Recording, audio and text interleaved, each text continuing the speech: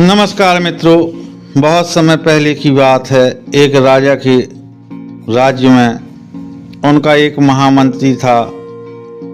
उसकी एक आदत थी कि कोई भी अच्छा बुरा काम हो वो कहा करता था जो हुआ अच्छा हुआ, भले के लिए हुआ।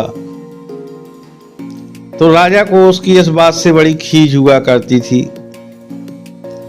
एक दिन किसी काम को करते हुए राजा की अंगुली कट गई और राजा के पास में था वो महामंत्री। उसने कहा, महाराज आप चिंता न करें, जो होता है अच्छे के लिए होता है और राम जी भली करेंगे। राजा को मन में बड़ा क्रोध आया।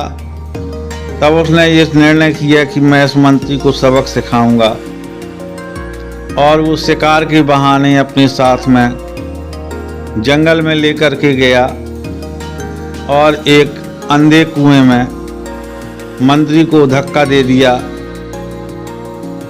तो मंत्री जब कुएं में गिरा तो राजा साहब ने कहा, अब बताइए मंत्री जी कैसा रहा। तो मंत्री ने वही बात दोहरा दी कि जो होगा सब ठीक होगा, राम जी भली करेंगे।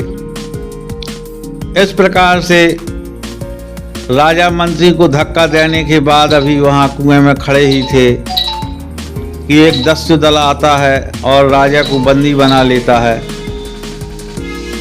ले जाते हैं अपने सरदार के पास में उसकी बलि चढ़ाने के लिए, क्योंकि पहले के समय में नरबल का विधान था और डाकू लोग अक्सर नरबलि दिया करते थे अपनी सुरक्षा के लिए। तो जब उन्हें स्नान आदि से निवृत्त कराकर देवी माँ के मंदिर में लेकर पहुँचते हैं और वो सरदार राजा साहब का परीक्षण करता है, तब वो क्या देखता है कि इसकी तो एक उंगली ही गायब है।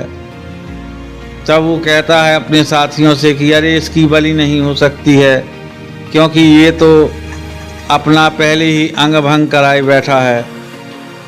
यानी कि जो भी मनुष्य की बलि दी जाती थी उसका कोई भी अंग कटा फटा नहीं होना चाहिए। इस तरीके से राजा को अयोग्य पाकर उस डाकू ने राजा को छोड़ दिया। राजा को मन ही मन बड़ी खुशी हुई कि अगर मेरी उंगली ना कटी होती तो आज मेरी बलि देना निश्चित था। और वो आता है उसी अंधकूप में, आकर के मंत्री से कहता है कि मंत्री मैं रस्सी डाल रहा हूँ, तुम बाहर आओ। और इस प्रकार से वो अपने मंत्री को निकाल लेता है। फिर वो सारा घटनाक्रम बताता है कि डाकुओं ने उसे कैसे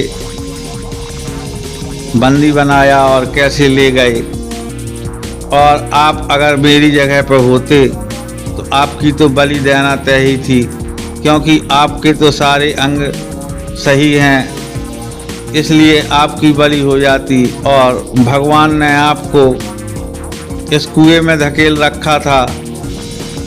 तब मंत्री कहता है, बस महाराज अब आप उस बात का अर्थ समझ गए।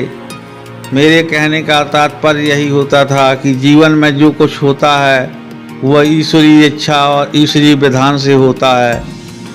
और जो भी घटनाएं घट रही हैं हमारे आपके जीवन में वह सभी भले के लिए ही होती हैं। अब वो प्रत्यक्ष में हम आप समझें या न समझें, लेकिन ईश्वरीय विधान के अनुसार वो सब शुभ है। इस प्रकार से मित्रों हमें इस कहानी से ये शिक्षा मिलती है कि हमें किसी भी विपत्ति में भी घबराना नहीं चाहिए, क्योंकि अगर हमारा ईश्वर में विश्वास है तो ईश्वर कभी अहित नहीं करते।